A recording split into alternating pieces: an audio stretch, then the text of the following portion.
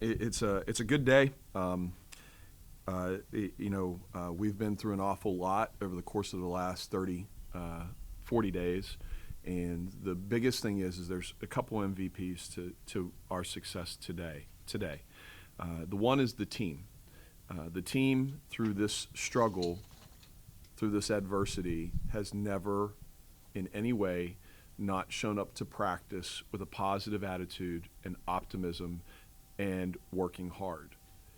We're far from a complete, just one victory is not going to make a complete success, but we're happy to get that one win, and we keep talking about small wins. Small wins can lead to big wins, and today is definitely a small win that led to a big win. But our kids are the MVP, the whole roster, because they've come to practice every day, positive attitude, optimism, and great work ethic. And that's very, very, very hard to do. They could have easily quit, and they haven't. The second person that is the MVP is really our marketing person in our marketing department. Leah Adams and Megan Jarling and their staff do an incredible job. We had 3,000 screaming kids. The only thing we didn't have is Old Town Road today, but that Sweet Caroline song, my gosh, the kids love that one, and that's an oldie. An incredible atmosphere, and Leah Adams and our whole athletic department volunteering their time to make this event, and it's an event, such a success, and it's a real success. They need to be noticed, they need to be appreciated, and we thank them. In terms of the basketball game, this is kind of the way that I had anticipated us being all season long, and we were at times, but hopefully we've had some small wins here and developed a little bit of a rhythm today that will carry over. Our guards played with confidence and shot the ball well. I thought that, our staff did a really good job of recognizing and making adjustments, and it was a good day, as Ice Cube would say. So same time tomorrow at 11 a.m., Dan? Actually, I'm going to the doctor at 11 a.m. tomorrow.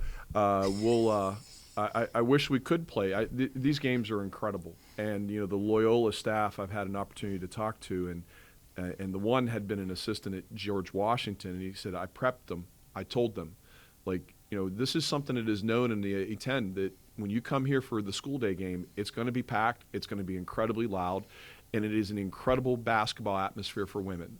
And again, can't thank the marketing people and our whole athletic department for making that happen. On a happier note, you mentioned it in your opening statement, for the ladies to stick with it, to fight through it for this extended period of time, for this to be the result. How great is it to see how excited they are on the floor, in the locker room, and just with each other through just sticking through and persevering? Well, we see it every day. They celebrate small wins in practice, and they hold one another somewhat accountable. They could be better there, but they're a young group, and they're learning. I'm really proud of them, and I know that sounds crazy. I'm not proud of them just because we won a game today. I've been proud of them because we've had a lot of fans and a lot of people stick with us, but there's some that, there's naysayers and there's people. But for the most part, our fans know that I haven't forgotten how to coach. In 18 full seasons, I've only had one losing year. And we're not going to allow what happened for 40 days affect us for the rest and hopefully for 40 more days. And so, I've always talked and preached that you need to be mentally and physically fresh when you get to the end of February to play your best basketball in March. I don't know if we will be, but we're darn sure going to try, and we're going to do it with optimism and positivity and a team that's willing to fight for one another. Coach, getting your first conference win is obviously a big deal, but it's also a big deal to get it over a team that's won 6 straight coming into today. What do you see on film from Loyola Chicago, and what do you think your team did well defensively to kind of shut them down today? We've been so close in a lot of games, and our turnovers have really hurt us. And that's really been the difference in a lot of games. Our defense, for the most part, has been very good all year. There'll be some games when we'll give up some more points, but when you average close to 27 turnovers, that puts so much pressure on your defense that it may make your defense not look as good as what it is. And I really feel like, Coach Bell and Coach Frank have done, and Coach Cole have done a really good job with us defensively. And as the head coach, I have my offense coordinator and staff and my defense coordinator and staff, and they come to me and they present a game plan and we tweak it and everything. I really focus on us. And, I have to be a dealer in hope and then a principal in reality. And so when you're in the situation that we are in, because we're not out of it yet, we still have to put things together. But there's a fine line between being a dealer in hope but also being a principal in reality. And I try to balance that every day. And I'm going to pat myself on the back. I think we've done a pretty good job with that because our kids haven't given up. There's not a single kid on that roster who hasn't who's called it a day or has had a bad practice or two bad practices. So, again, let's see what happens over the next 40 days. Dan, what was the message after the St. Bonaventure game, and how, if anything, do you think those words helped with today? I took the blame for the Bonaventure game, and I feel like when you're up 5 with 50 seconds left, I don't care what they do on the floor. I've got to find a way to help us win the game, and I'm not going to throw anyone underneath the bus. We made tactical errors as a coach, and we made some tactical errors on the floor. It's a situation where that one hurt a whole lot. We went into the locker room. I took the blame for it, and we came home. Next day, we watched film, and we looked at the mistakes that we made and how they're correctable. That there was 7 illegal screens, and there was 9 turnovers where we just literally passed it to the other team. And we talked about how to correct that, and that's what we consistently do. I'm not ranting and raving. I've raised my voice twice during this period. I don't think that is teaching. And I think that, we have to teach every day, and that's what we've been doing, is teaching and trying to be a dealer in hope while also dealing with reality. And the Bonaventure game is in the rearview mirror, and we're looking only at the windshield for the next 40 days. And so the only people that have brought up Bonaventure is you and Alex, our play-by-play guy. It's the first thing he said to me when I went over to sit down post-game interview, and I'm like, why would we even bring that up? Like, it offended me, very frankly. Like, why would we even bring that up?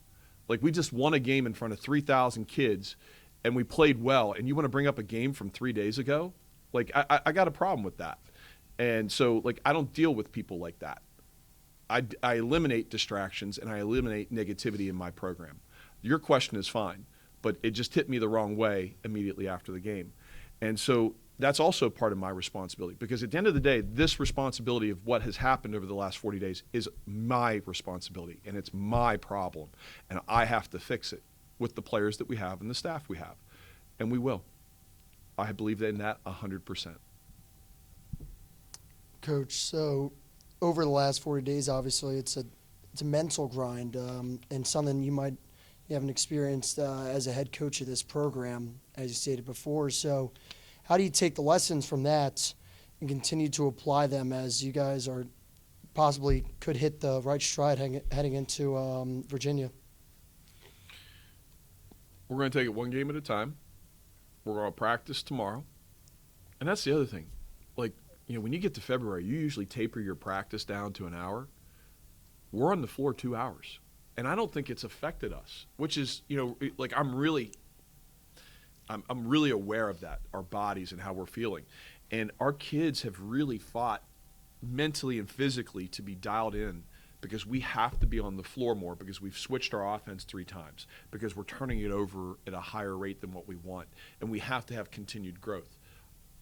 All the credit goes to those kids to remain dialed in physically and mentally.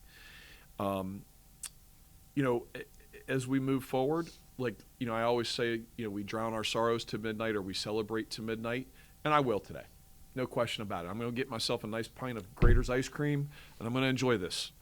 But when I walk in the door tomorrow at 8 a.m., I'm not thinking about this game in any sort of way. The only thing that will be my focus will be Fordham, and I know that our staff and our players will feel the same way.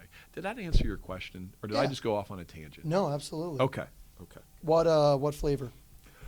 Black cherry chocolate chip, or the banana, which is a new one. The banana chocolate chip. Oh man, that greater stuff. Even though it's from Cincinnati, it's fantastic. But Leona's, which is here in Pittsburgh, Leona's ice cream is also one of my favorites. Darn, Jack stole my question. Jokes aside. That's the first time that's happened. Well, it's okay. We'll move on. We'll enjoy that till midnight too. But Raina's efforts on the boards today. You guys were double-digit advantage on the boards, and Raina 13 rebounds today. Just what can you say about the sense of urgency on the boards and how that sense of urgency extended to both sides of the floor? The kids understand that, along with being optimistic and resilient and positive and all those kind of things, that we have to understand that we're in desperate times in a sense without playing desperate. And so we really talk about offensive rebounding and emphasizing the offensive rebounding, and obviously she did that today. I mean, she was on track for a triple-double. Not the best triple-double. The rebounds and the points were great, but we got to work on those turnovers. But when we look at where Raina has come from, a year ago where we did not want her really to shoot the ball and just be a defender, she's built a lot of confidence to shoot the ball and to drive the ball and go off of 2 feet. She's a kid. I'm going to be very frank with you. When we were in October, I wasn't real happy with her basketball, and she was literally probably the last kid on our roster. And we're talking about the end of October. And now she played 34 and a half minutes. And so for anyone on our roster, they can look at Raina and say, well, Coach doesn't bury anyone if you're willing to work really, really hard and you do what we tell you to do, and then work on your skills in the off season, or work on your skill on your off time. And she's self-made. She's worked really hard to get where she is. And let's be very frank. I think we list her at 5'9". She's 5'7". And that kid can jump out of the gym, and she's tough, and she's physical, and just really happy that she's having success because she's worked very hard for that, not only in the gym, but in every aspect. All right, Coach. 4 players, double figures. Huge. It's been a while since we've seen that. And Bortis has been, the staple of that throughout this 40-day stretch. What has it been for Mackenzie to get hot again and these other players? The importance of Grantham Medley today was invaluable in my opinion. What do you attribute to that? And I want to know, what was halftime like with that lead? And final question. You got a lot of I questions. know. I didn't answer get to these ask and you. I didn't get to ask you any of my questions after at the game. But 92% free throw shooting. And then what did you say to Grantham Medley and Bortis before the fourth quarter? You met them at half court. I was dialing in. You had your hand, and you were talking to Grantham Medley and Bortis at half court. Okay. Do you remember that? There's a lot there. Hold I on. know. I'm just excited. I'm excited for you. Okay, so Alexis Bortis hasn't just been the last 40 days. Alexis Bortis has developed into the rock of our program with her consistent behaviors and efforts from the moment that she has arrived on our campus.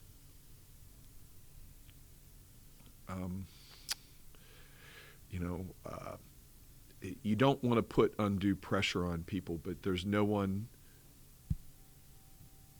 very few people in this program that can handle pressure the way that she can, especially as a freshman. The similarities to her, to Meg McConnell when Meg was a junior and senior, their games are different, but their mentality and their killer instinct and their work ethic are very similar. Alexis is the rock of our program. She does it she's one of the best workers we've ever had here, being in the gym and going 100% every single rep. And then she does it in the classroom. And then she does it off the floor with her teammates. We can't be thankful enough that she's in our program, because she hasn't done it for just the last 40 days. She's done it all year. She is simply the rock of our program. Mac is obviously playing with greater confidence and shooting with greater confidence. Anytime the ball goes in the basket, you're going to play with greater confidence. We still like to see her handle the ball a little bit more instead of one dribble pickups. But today, another day of shooting the ball out, just outstanding, and shooting it with flow and confidence, and just a really nice job today. Let's be frank. Last year, Mac was the 5th, maybe 6th best guard on our team, and it's been a period of adjustment for her because she's gone from being maybe the 5th best guard to having to be the number 2, and that's growth. And unfortunately, her growth had to happen in front of everyone, and we've had the situation that we've had. But she's been more consistent over the last 4 or 5 games, and hopefully that will continue. When you talk about Gabby's injured, and I won't talk much more about that, but Gabby is not at 100% by any stretch. And, she's just a really gutty kid who needed confidence also. We had a conversation in the parking lot actually yesterday that I thought was beneficial. And, again, when you talk about dealer in hope or principal with reality, you have to really be a dealer in hope with her because she's struggled, and she's struggling because she's got injuries. And, today I was just so happy for her to have success and play like the Gabby that we know she's capable of being when she's not injured. And your last question was, I believe it's your last question. At halftime, what did I say? I went in and I slammed lockers and I yelled at them and I screamed. No. At halftime, we talked about out-rebounding them. We talked about they're probably not going to come back out and play us man-to-man, and that we needed to be ready for them to go zone. And they stifled us for about 6 minutes, and then we found some rhythm. We don't play against zones very often. And so, kudos to Allison, the coach from Loyola, to do that. Coach, you mentioned Verena Green's performance a little bit earlier. There was a possession in the first half where she grabbed 3 offensive boards and eventually found Blackford for a 3. How big is those hustle plays to a team's success? It's everything. You saw that, and then you also saw where we had 2 times where we had dives on the floor and we had the ball, and somehow it ended up in Loyola's hands, and they scored in the third quarter. And that's kind of been our year. Like, our kids are giving great effort, but sometimes it's just, for some reason, the ball hasn't bounced our way. Now, 27 turnovers, that's unacceptable, and we're working on that day in and day out. But, sometimes, that bounce that goes your way for 18 years, 19 years doesn't go your way. And you can go nuts and you can lose your mind, or you can coach them and stay steady. And leadership needs to stay steady. A captain needs to stay steady, but yet still enforce the values and the culture that you have. And, I think that the big thing that we're trying to enforce is that we've got to play through what has happened. And again, windshield is a lot bigger than that rearview mirror, and that's the way we've approached everything. And Raina, and that goes to Raina and what she did. 3 offensive rebounds on 1 possession. I thought that was just simply an outstanding play by her. And she's doing everything in her power to help us win, because she doesn't care about the individual stats. She only wants us to win. And that's what you want out of people that are going to play 34 minutes a game. Hey, I really appreciate you supporting women's basketball. An incredible crowd again. Thank you to marketing and all of our athletic department for just simply making this a big event. And today, I believe, 6-7. We scored 67, 6-7. I guess that's how it works. Thank you. Thank you for supporting women's basketball.